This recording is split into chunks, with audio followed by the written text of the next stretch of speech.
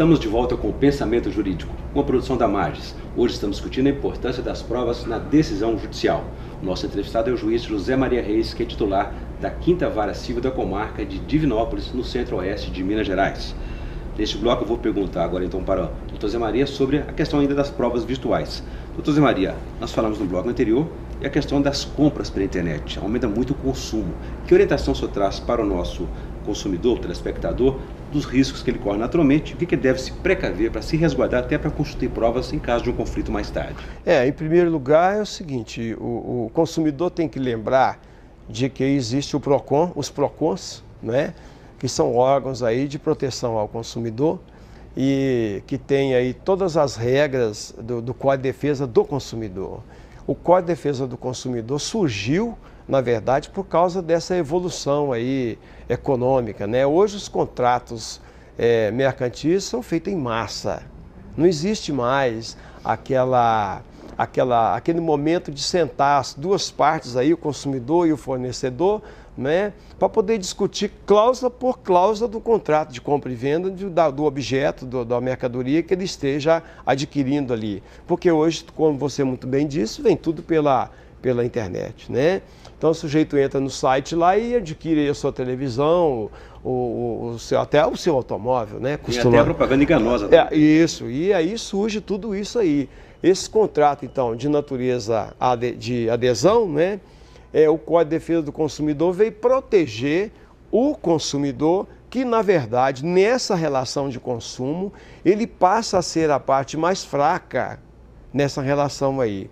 Por quê? Porque o fornecedor está numa situação superior a ele, né? Por isso é que ele traz já o contrato de prontinho já para poder o consumidor, muitas vezes, e na maioria das vezes é assim, não tem a mínima condição de examinar ali, acha que está tudo bem, né? Como, por exemplo, tirar empréstimo em banco, é tudo assim que acontece, uma rapidez incrível. E depois vem então as consequências aí, às vezes de juros altos, às vezes de acumulação de correção monetária com o que não devia, com multas, né? Às vezes vem aí defeitos nos objetos que ele não teve como examinar antes no momento de aquisição e essas coisas todas. Então, o que a gente vê sempre é que o consumidor tem que procurar o PROCON em primeiro lugar, para poder se resguardar aí de uma eventualidade aí de um prejuízo. Certo. Ou então, se o PROCON não resolver, entrar no judiciário. Perfeito. Agora saindo um pouco do mundo virtual e voltando ao real. Sabemos sim. que a questão das provas sempre foi um problema, um desafio até maior em ações de investigação de paternidade, Sim. ao contrário até de outras ações, Isso. de outros tipos. O que é mais difícil, o que é mais tortuoso nesse processo de investigação de paternidade relativo às provas? A investigação de paternidade é engraçado, porque no passado as decisões eram feitas de acordo com a prova chamada indireta. Porque o que tinha naquela ocasião era o exame de sangue que não definia, que não excluía, que não definia quem era o pai.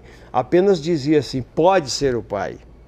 Então o juiz julgava de acordo com a presunção dessa paternidade, com base em provas indiciárias. Por exemplo, a testemunha que viu o casal junto num baile, que viu o casal junto entrar num motel, umas situações assim, ou então que a parte levasse ali um cartão de Natal do Dia dos Namorados. A prova era feita dessa forma. Algo que caracterizasse um contato.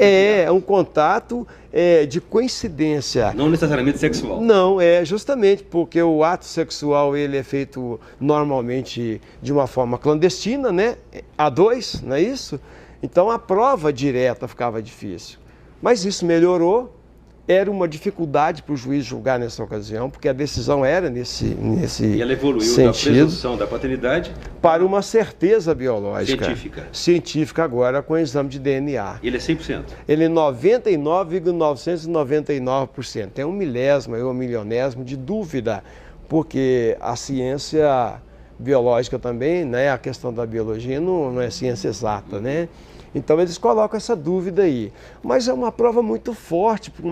Que outra prova que você vai sobrepor a esta aí com uma dúvida de um milionésimo? E o princípio é que todo mundo tem o direito de saber a sua origem. Claro. Sem limitações. Claro. Agora, nesse aspecto, hoje o direito de família tem caminhado para uma coisa muito importante que os magistrados estão observando e precisa realmente observar. É a questão da paternidade afetiva. Essas relações. Porque, olha, eu já tive um caso, inclusive, em que eu fui julgar, foi feito um exame de DNA, um sujeito tinha um caso com uma senhora e lá tinha 2 filhos com ela, de repente um dia se desentenderam e ela chamou ele de chifrudo, que não sei o que e tal, e você está achando que esses meninos tudo desceu, não é nada, e começou o desentendimento por aí. Então ele naquela situação ali, procurou buscar aí a produção do DNA, fazer a prova pericial do DNA, e realmente ele provou que o menino não era filho dele. Mas o menino já estava com 10 anos de idade. Ia para a praia, para a escola, para cinema, tudo, papai para cá, papai para lá. E criou-se, então, um vínculo afetivo com aquela pessoa durante 10 anos. Ou seja, mais importante do que o vínculo biológico isso, era a relação afetiva que tinha. É isso que o direito de família hoje está trabalhando, né? Está dando mais importância ao vínculo afetivo do que ao vínculo biológico. Até porque o reconhecimento forçado, às vezes, não é bom também para as duas partes, né? Pai e filho. Tanto é que alegou que havia visto lá no registro do nascimento que ele registrou voluntariamente, espontaneamente foi no cartório e registrou, e eu mantive a certidão de nascimento, mantendo a paternidade afetiva, e o tribunal confirmou. Muito bem, eu conversei aqui com o juiz José Maria Reis, que é titular da 5ª Vara Civil da Comarca de Divinópolis, no centro-oeste de Minas Gerais. Falamos aí sobre a importância das provas na decisão judicial, provas virtuais, e também sobre as dificuldades das provas nas ações de investigação de paternidade. Doutor Zé Maria, obrigado pela entrevista, foi um prazer recebê-lo aqui. Prazer foi nosso, sempre às horas. Estamos às horas também, muito obrigado. Nós ficamos por aqui. Se você quiser participar do Pensamento Jurídico, escreva para o pensamento@amages.com.br, pensamento@amages.com.br. Eu espero você, até a próxima.